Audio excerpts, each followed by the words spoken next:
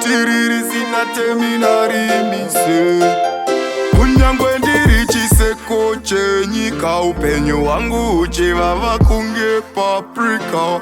Handife ndakakanganwa kwandikabva kuurungwe, kuchida moyo chikomo cheurungwe. Kwandairara ndakarindira makudo kumunda, dzimwe nguva ndaimborwara kurohwa nezvivanda.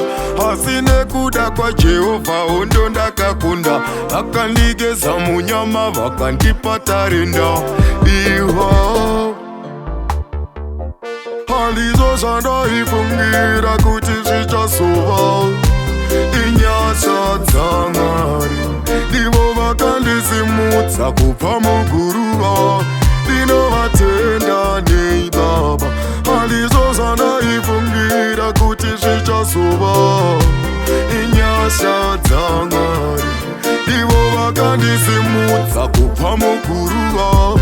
Ndinovatenda nei Baba, kunyangwe ndiri tsakawo zvake. Nekuda kwenyasha ndinorira kwese, ndozvimiririra ndega nditye. Bhatiri risina teminari harite.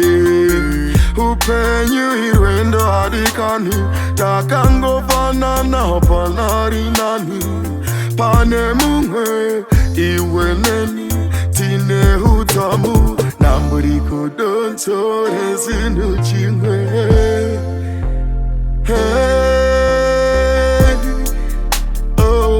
Handizvo zvandaifungira kuti ndichazova. Inyasha DzaMwari ndivo vakandisimudza kubva muguruva. Ndovatenda nei Baba, handizvo zvandaifungira kuti zvichazova. Inyasha DzaMwari ndivo vakandisimudza kubva muguruva. Ndinovatenda nei Baba, Ishe Baba, ndinovatenda nei Baba.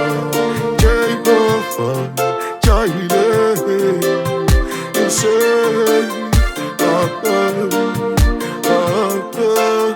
Yahweh Ishe.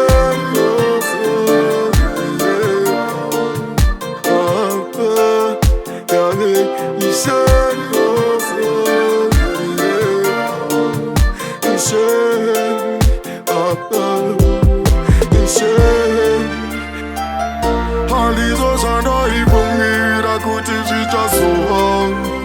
Inyasha DzaMwari ndivo vakandisimudza kubva muguruva.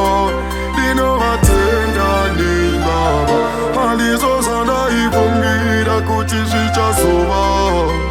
Inyasha DzaMwari ndivo vakandisimudza kubva muguruva.